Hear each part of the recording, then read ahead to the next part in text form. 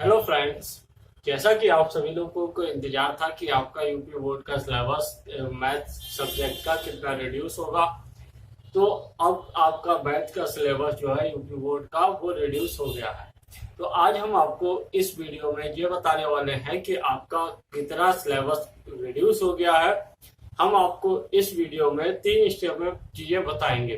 पहला हम लोग आपको ये बताएंगे कि आपके जो भी यूनिट्स हैं उसमें वो उन यूनिट से कितने कितने मार्क्स का आएगा। दूसरे पार्ट में इसी के हम लोग बात करेंगे कि आपका कितना सिलेबस रिड्यूस हुआ, और तीसरे पार्ट में कितना सिलेबस कौन कौन से टॉपिक्स आपके आएंगे इनके बारे में बात करेंगे।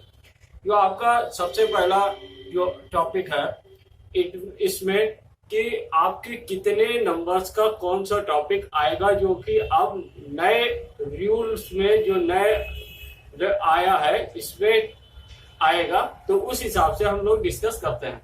जो पहली आपकी यूनिट है जो कि है संख्या पद्धति, इस यूनिट से आपका 5 मार्क्स का आएगा। दूसरी आपकी यूनिट है जो कि है बीजगणित यानी अलजेब्रा, इस यूनिट से आपका 18 मार्क्स का आएगा।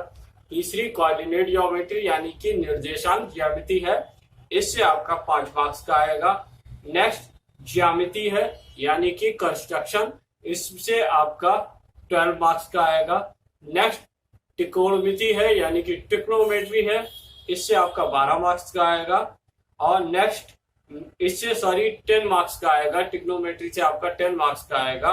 नेक्स्ट है मेंसुरेशन, मेंसुरेशन से आपका 10 मार्क्स का आएगा। और नेक्स्ट है सांख्यिकी तथा प्रतीकता यानी कि प्रोबेबिलिटी, स्टैटिक्स एंड प्रोबेबिलिटी।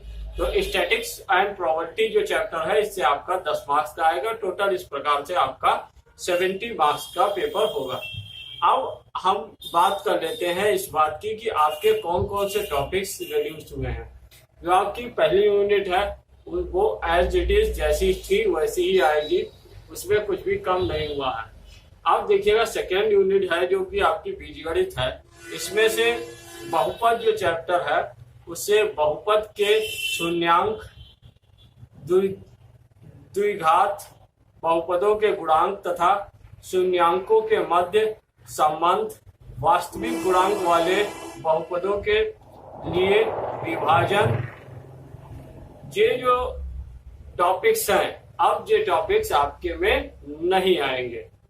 अब इसके बाद वृत्त जो है, वृत्त एवं वृत्त की स्पर्श रेखा या स्पर्श बिंदु जो है, इसमें से वृत्त की स्पर्श रेखा स्पर्श बिंदु से होकर जाने वाली त्रिज्या पर लंब होती है। किसी बाह्य बिंदु से खींची गई 2 स्पर्श रेखाओं की लंबाई बराबर होती है। ये जो आपकी जो सर्व संख्या है जो उसमें ये अब नहीं आएंगी। इसके बाद समांतर श्रेणी में आते हैं। समांतर श्रेणी से समांतर श्रेणी के nवें पद की व्युत्पत्ति तथा समांतर श्रेणी के प्रथम n पदों का योग, ये जो है ये अब टॉपिक नहीं आएगा। सामान्य जीवन पर आधारित प्रश्नों को हल करने के लिए इसका अनुप्रयोग जो होता है वो भी टॉपिक अब नहीं आएगा। इसके बाद नेक्स्ट जो रिड्यूस किया गया है वो ट्रिग्नोमेट्री चैप्टर से किया गया है। ट्रिग्नोमेट्री में जो सर्व संख्या है sine square theta plus cos square theta that is equal to 1 को स्थापित करना तथा इसका जो अनुप्रयोग का जो टॉपिक है ये अब नहीं आएगा। इसके बाद आते हैं प्रायिकता यानी कि प्रोबेबिलिटी। प्रायिकता में जो हमारा प्रायिकता की सैद्धांतिक परिभाषा, एकल घटना पर आधारित सामान्य प्रश्न जो होते हैं ये अब प्रायिकता में से नहीं आएंगे। इस प्रकार से ये आपका सिलेबस 30% रिड्यूस किया गया है। अब इसके बाद हम लोग बात करते हैं कि इसमें कौन कौन से टॉपिक्स आएंगे। तो देखिएगा जो हमारा पहला चैप्टर है वास्तविक संख्याएं, ये इसमें किसी प्रकार का कोई भी चेंज नहीं किया गया है। ये उसी प्रकार से जैसे पहले आता था उसी प्रकार से आएगा। यानी कि वास्तविक संख्याओं में यूक्लिड विभाजन प्रमेयिका जो है वो आएगी। अंकगणित का आधारभूत प्रमेय जैसे कि √2, √3, √5 ये अपरिमेय संख्याओं का सत्यापन, परिमेय संख्याओं का शांत या अशांत होना, यानी कि जिसमें हम लोग शांत और अशांत वैल्यू बताते हैं कि ये शांत है कि अशांत है, दशमलव के पदों में निरूपण इसका। तो ये जो टॉपिक्स हैं ये आपके आएंगे। इसके बाद जो आपकी इकाई 2 है यानी कि यूनिट सेकेंड है, जिसमें आपके चैप्टर पहला है दो चर वाले रैखिक समीकरण युग्म, जिसमें से आपका जो टॉपिक है प्रतिस्थापन विधि, विलोपन विधि और बज्र गुणन विधि, ये आपकी आएंगी इसमें से। और जो इसके अलावा जो कट हो गया। अब इसमें एक और चैप्टर है यानी कि द्विघात समीकरण। इसमें मानक द्विघात समीकरण जो है यानी standard quadratic equation that is ax² + bx + c that is equal to 0, द्विघात समीकरणों का द्विघात सूत्रों द्वारा गुणन खंड द्वारा पूर्ण वर्ग बनाकर हल निकालना, ये आपके टॉपिक आएंगे। द्विघात का विकर्ण और उसके मूलों की प्रगति के संबंध, मूलों की जो प्रगति के संबंध है ये टॉपिक भी आपका आएगा। इसके बाद जो द्विघात समीकरण के दिन प्रतिदिन के अनुप्रयोग तथा इन पर आधारित प्रश्न जो है ये भी आपके आएंगे। इसके बाद जो निर्देशांक ज्यामिति है आपका चैप्टर कोऑर्डिनेट ज्योमेट्री, इसमें से निर्देशांक ज्यामिति की अवधारणा, रैखिक समीकरणों के ग्राफ, दूरी सूत्र, विभाजन सूत्र और त्रिभुज के क्षेत्रफल, ये टॉपिक आपके आएंगे। इसके बाद आपका है ज्यामिति।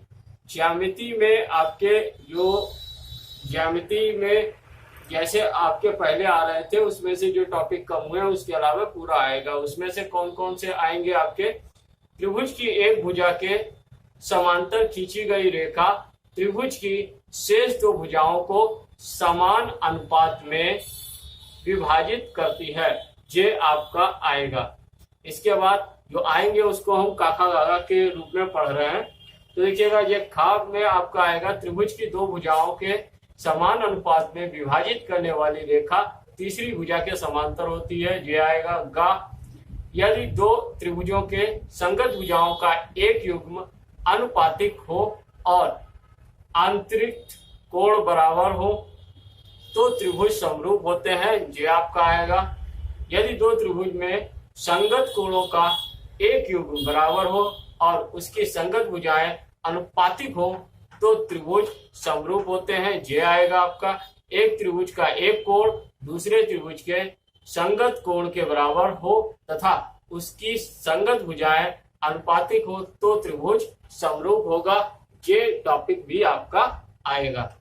इसके बाद यदि समकोण त्रिभुज के समकोण वाले शीर्ष से कर्ण पर लंब डाला गया हो तो लंब रेखा के दोनों ओर के त्रिभुज परस्पर और त्रिभुज के समरूप होते हैं, ये भी टॉपिक आपका आएगा।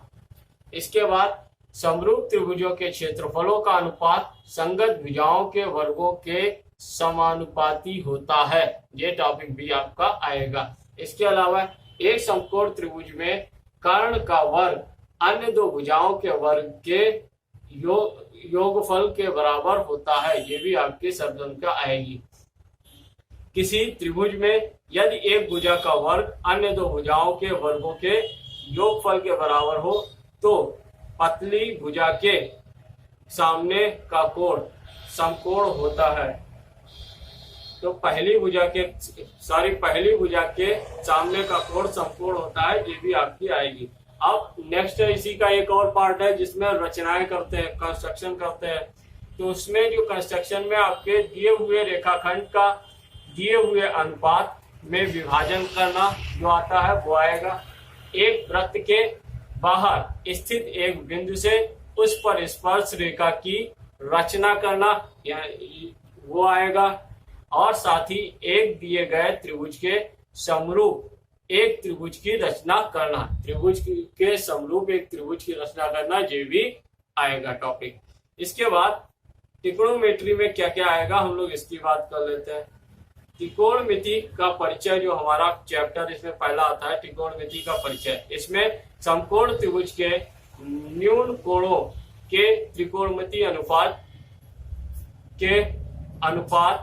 त्रिकोणमिति अनुपातों के मान, उनके बीच संबंध, ये टॉपिक्स आपके आएंगे। त्रिकोणमिति सर्वसंख्या में पूरक कोणों के त्रिकोणमिति अनुपात, ये आपका टॉपिक आएगा। ऊंचाई और दूरी जो है उसमें उन्नयन कोण, अवनयन कोण, ऊंचाई और दूरी पर साधारण प्रश्न जो है जो आएंगे आपके। उन्नयन अवनयन कोण केवल 30 डिग्री, 45, 60 डिग्री होने चाहिए। तो उन्नयन कोण जो 30 डिग्री, 60 डिग्री और 45 डिग्री होंगे, इसी पर आधारित प्रश्न आएंगे। इसके बाद जो आपका नेक्स्ट चैप्टर है that is mensuration.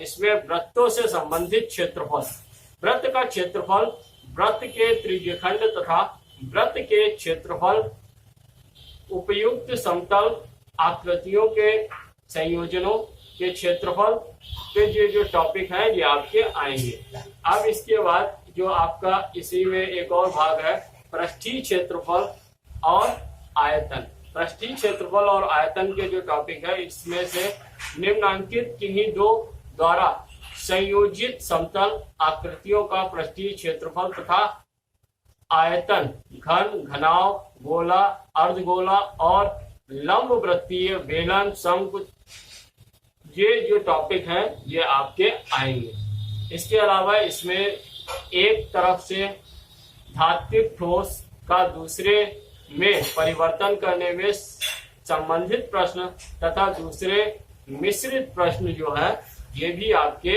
As it is जैसे आते थे वैसे आएंगे। नेक्स्ट आपका जो पार्ट इसमें आता है वो है सांख्यिकी। सांख्यिकी जो आपका इसका भाग है उसमें वर्गीकृत आंकड़ों का माध्य, माध्यिका तथा बहुलक और संचयी बारंबारता का जो ग्राफ है ये टॉपिक आपके आएंगे।